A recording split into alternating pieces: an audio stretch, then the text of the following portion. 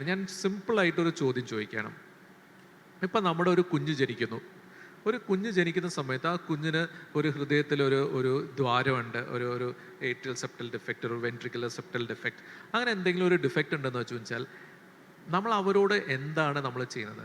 നമുക്ക് ആക്ച്വലി ഓയ്യോ അങ്ങനെ ഉണ്ടല്ലേ, നമുക്ക് ഇത് ചെയ്യണമല്ലോ, അപ്പോൾ ആരാ ചികിത്സിക്കുന്നത്, എന്താ ചെയ്യുന്നത്, നമുക്ക് അതിന് പെട്ടെന്ന് ട്രീറ്റ്മെൻറ്റ്, ഡോണ്ട് വറി, എല്ലാം ശരിയാവും, ഇതൊക്കെ ഇതാവും എന്ന് പോസിറ്റീവായിട്ട് ആ ആൾക്കാരെ നമ്മൾ അപ്രോച്ച് ചെയ്തിട്ട് നമ്മൾ അവരെ സപ്പോർട്ട് ചെയ്യാനാണ് ശ്രമിക്കാറുള്ളത്, അല്ലേ? വാസ്തവല്ലേ അത് ഞാൻ പറയുന്നത്? പക്ഷേ ട്രാൻസ് കമ്മ്യൂണിറ്റി, ഒരു ആള് ട്രാൻസ് ആവെന്ന് പറയുന്ന സമയത്ത് പൊതുജനം പലപ്പോഴും, എല്ലാ ആൾക്കാരും അല്ല, പലപ്പോഴും അറ്റ്ലീസ്റ്റ് മുമ്പ് അവർ വിചാരിക്കും ഇതൊരു ഷോ ആണ്, ഇതൊരു സൈക്കാട്രിക് പ്രോബ്ലം ആണ്. ഈ പേരൻസ് വരാറുണ്ട് നമ്മുടെ അടുത്ത്, ഡോക്ടറെ ഇവൻ ഇങ്ങനെയൊക്കെ പറയുന്നുണ്ട്, അവന് സൈക്കാട്രിക് പ്രോബ്ലമാണ്, ഒന്ന് കൗൺസിൽ ചെയ്ത് വിടണം, അല്ലെങ്കിൽ ഒന്ന് സൈക്കാട്രിസ്റ്റിൻ്റെ അടുത്ത് റെഫർ ചെയ്യണം എന്നൊക്കെ പറഞ്ഞ് പല ആൾക്കാരും വരലുണ്ടായിരുന്നു.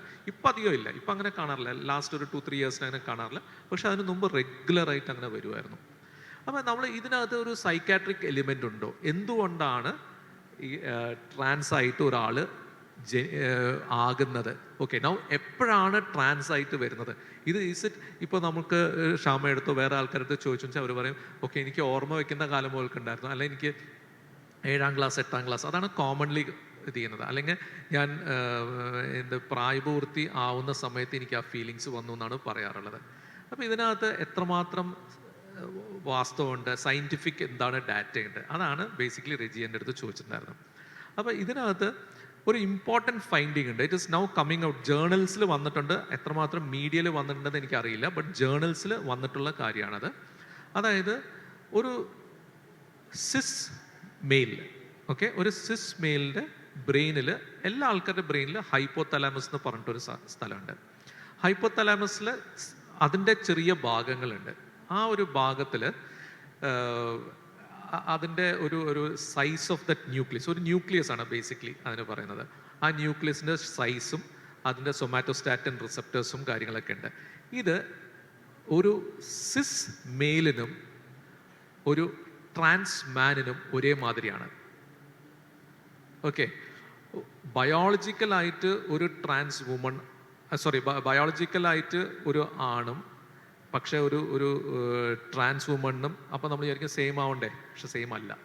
അപ്പോൾ what does that show? That goes to show that the problem is not happening at 2 years, 7 years, 15 years.